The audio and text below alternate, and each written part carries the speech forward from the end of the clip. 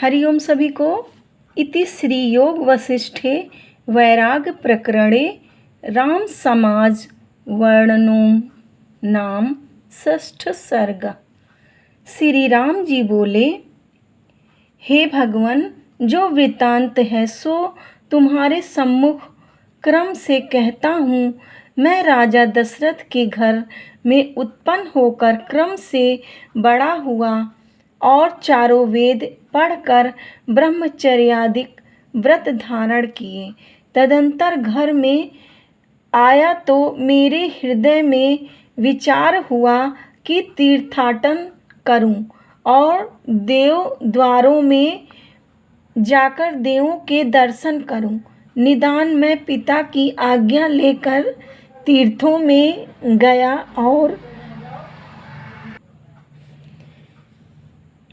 और गंगा आदि संपूर्ण तीर्थों में स्नान और सालग्राम और केदार आदि ठाकुरों के विधि संयुक्त दर्शन करके यहाँ आया। फिर उत्साह हुआ, तब यह विचार आया कि प्रातः काल उठकर स्नान संध्यादिक कर्म करके भोजन करता।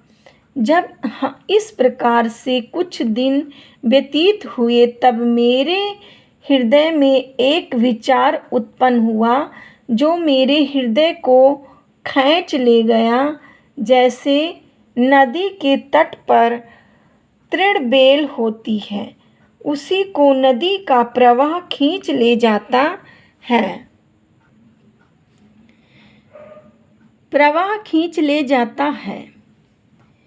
वैसे ही मेरे हृदय में जो कुछ जगत की आस्था रूपी बेल थी उसको विचार रूपी प्रवाह खींच ले गया।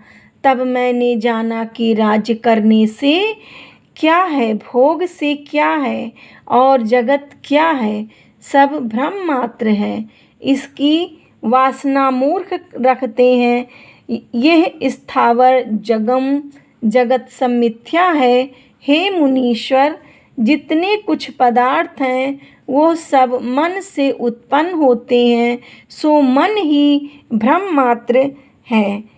अन्न होता मन दुखदाई हुआ है।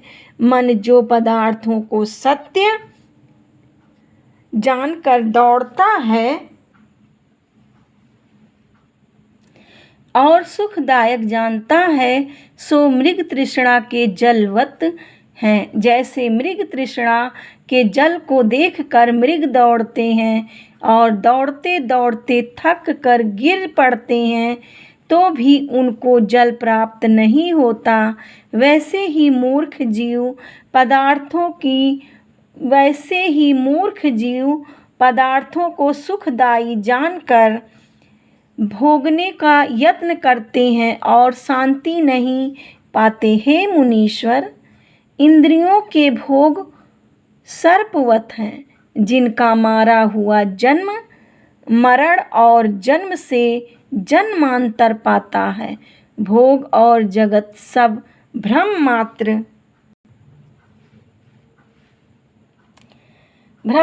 है। उनमें जो आस्था करते हैं वो महामूर्ख हैं। मैं विचार करके ऐसा जानता हूँ कि सब आगमापाई हैं, अर्थात आते भी हैं और जाते भी हैं। इससे जिस पदार्थ का नाश न हो वही पदार्थ पाने योग्य है। इसी कारण मैंने भोगों को त्याग दिया है। हे मुनीश्वर, जितने संपदा रूप पदार्थ भासते हैं वो सब आपदा है। इनमें रंजक भी सुख नहीं। जब इनका वियोग होता है तब कंटक की नाई मन में चुभते हैं। जब इंद्रियों को भोग प्राप्त होते हैं तब जीव राग द्वेष से चलता है और जब नहीं प्राप्त होते तब तृष्णा से जलता है। इससे भोग दुख रूप ही है। जैसे पत्थर की शिला में छिद्र नहीं होता, वैसे ही भोग रूपी दुख की शिला में सुख रूप छिद्र नहीं होता। हे मुनीश्वर, मैं विषय की तृष्णा में बहुत काल से जलता रहा हूँ। जैसे हरे वृक्ष के छिद्र में अग्नि धरी हो तो धुआं हो थोड़ा थोड़ा जलता रहता है, वैसे ही भोग रूपी अग्नि से मन चलता रहता है। विषयों में कुछ भी सुख नहीं है, दुख बहुत है। इससे इनकी इच्छा करनी मूर्खता है। जैसे खाई के ऊपर तृण और पात होते हैं और उससे खाई आच्छादित हो जाती है, उसको देख हरिण कूद कर दुख पाता है। वैसे ही मूर्ख भोग को सुख रूप जानकर भोगने की इच्छा करता है और जब भोगता है तब जन्म से जन्मांतर रूपी खाई में जा पड़ता है और दुख पाता है। हे मुनीश्वर, भोग रूपी चोर अज्ञान रूपी रात्रि में आत्मा रूपी धन लूट ले जाता है, पर उसके वियोग से जीव महादीन रहता है। जिस भोग के निमित्त यह यत्न करता है वह दुख रूप है, उससे शांति प्राप्त नहीं होती। और जिस शरीर का अभिमान करके यह यत्न करता है वह शरीर क्षणभंगुर और असार है। जिस पुरुष को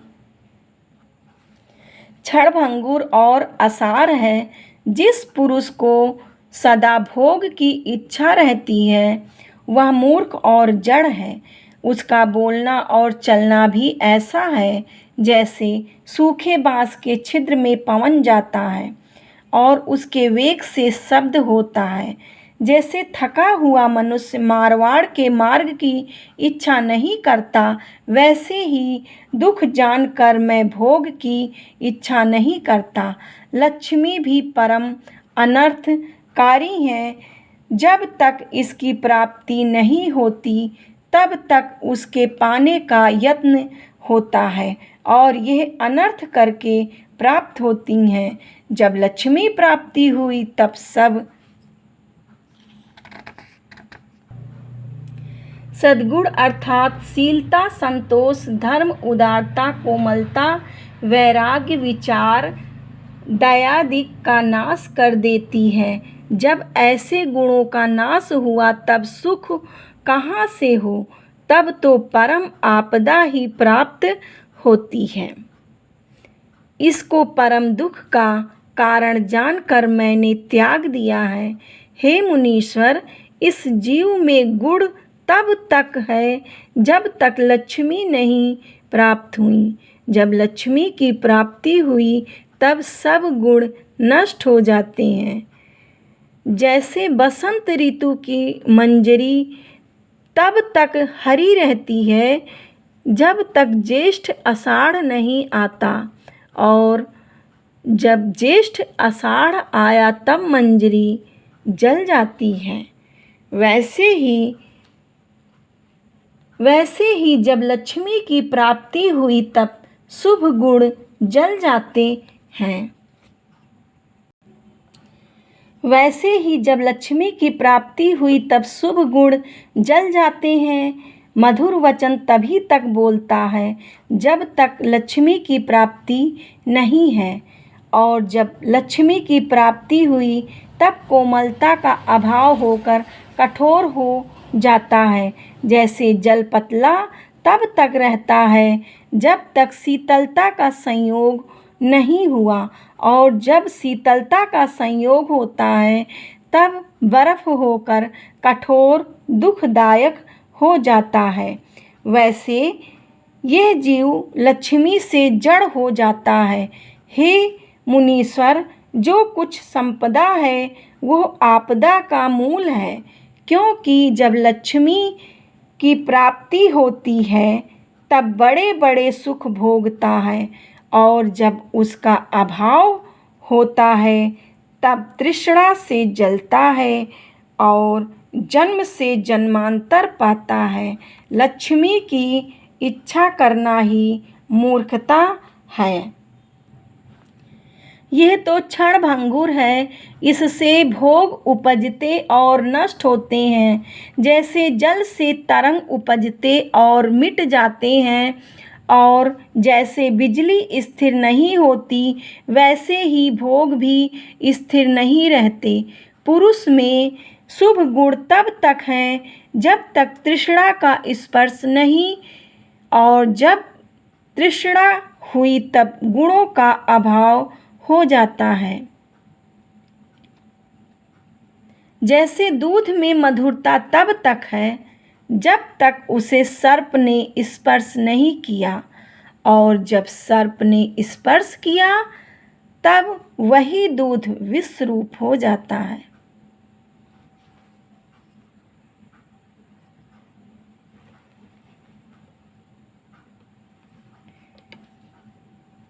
योग वशिष्ठ महारामायण का 6ठ सर्ग समाप्त हुआ। हरि ओम सभी को, हरि ओम।